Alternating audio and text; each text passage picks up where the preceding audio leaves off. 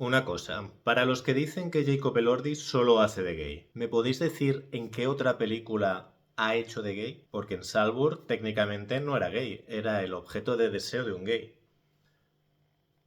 No sé, ponedmelo aquí en los comentarios. Es que una cosa es que él sea el novio de internet de los gays y otra cosa es que haga personajes gays, porque yo juraría que este es el primero. Oye, y bienvenido sea.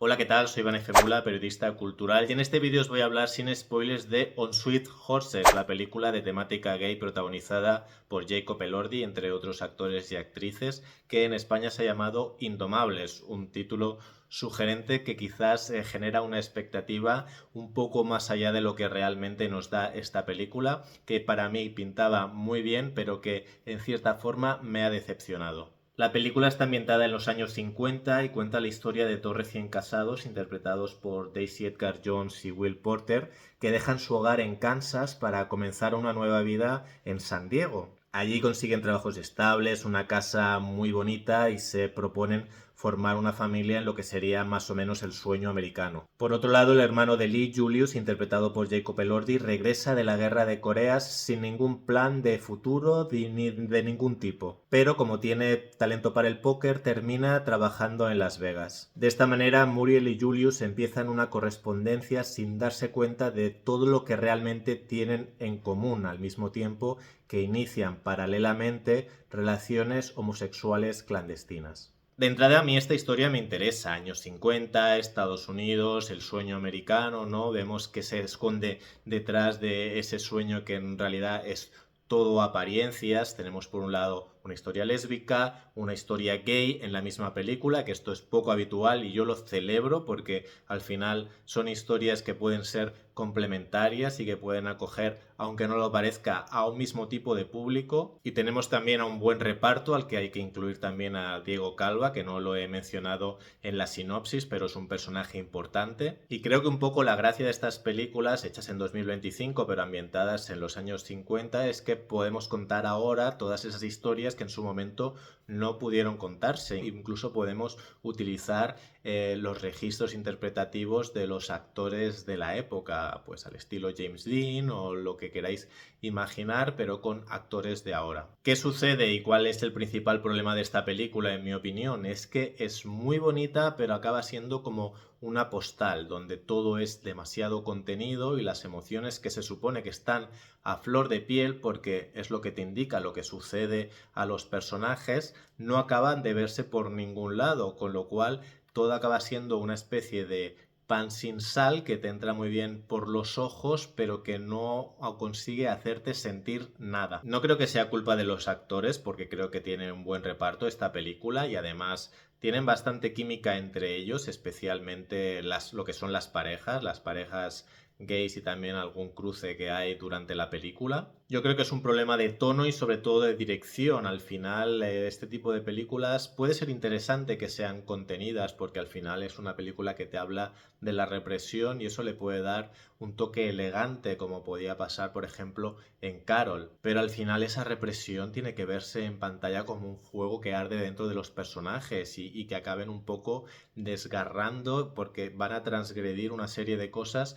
que para ese momento son peligrosas, prohibidas. Y en la película no se ve en ningún momento, ni siquiera en los pequeños detalles o en las miradas, que esos personajes estén reprimiendo una pasión tan fuerte, un deseo, una necesidad de ser ellos mismos hasta el punto de cambiar sus vidas o ponerlas en peligro. El director es Daniel Minahan, que debuta en el largometraje con esta película, aunque tiene una larga trayectoria como director de series, algunas de temática gay como Fellow Travelers, Hollywood o American Crime Story, El asesinato de Versace. Pero no creo que sea un problema de falta de experiencia, sino más bien de errar el tiro a la hora de poner el foco. Creo que se ha centrado mucho en la estética, que por cierto es preciosa. La película es prácticamente como una postal, en ese sentido es como bastante inmersiva, pero creo que obnubilado por esa estética preciosista y elegante se ha olvidado un poco de que los personajes tienen sentimientos y ha quedado el contenido un poco vacío. Cuando en realidad el guión está basado en una novela y todo lo que sucede en la película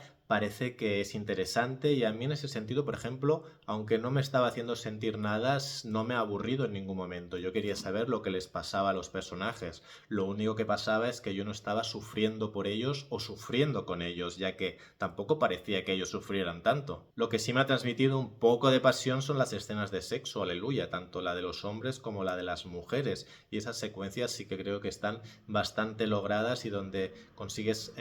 mostrar a los personajes en una situación muy sexy y al mismo tiempo entiendes lo que estaban reprimiendo. No sé si se han obviado cosas de la novela o han caído en el montaje, pero también creo que hay algunas partes o algunas decisiones de los personajes que no se acaban de entender o bien que no están del todo bien contadas, como si se obviara algo que se supone que sabemos, pero que al espectador no se le ha explicado bien, al mismo tiempo que por otro lado hay cosas que suceden demasiado deprisa o demasiado fácil y eso lo hace un poco inverosímil y es una pena para una película que tiene un contexto histórico muy determinado. Me gusta que los personajes sean tan decididos y vayan al grano, pero si para una persona que no ha salido del armario en 2025 hay ciertas cosas que pueden costar un poco o mucho, imagínate para un personaje de 1950. Por último, quiero destacar la interpretación de Will Poulter, el único personaje heterosexual de toda esta historia, y eso es una tarea difícil porque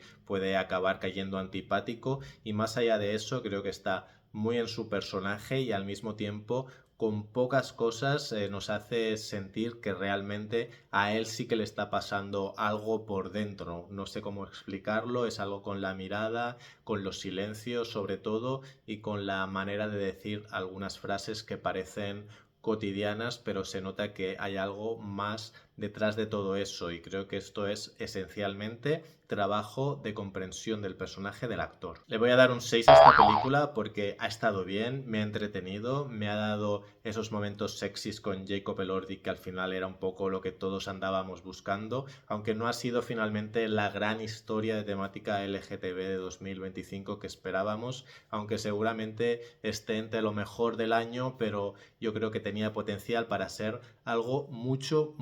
mejor y es una pena que no haya sido así, aunque ojalá muchos más intentos de Hollywood de hacer este tipo de historias y este tipo de películas porque salgan mejor o peor, las necesitamos.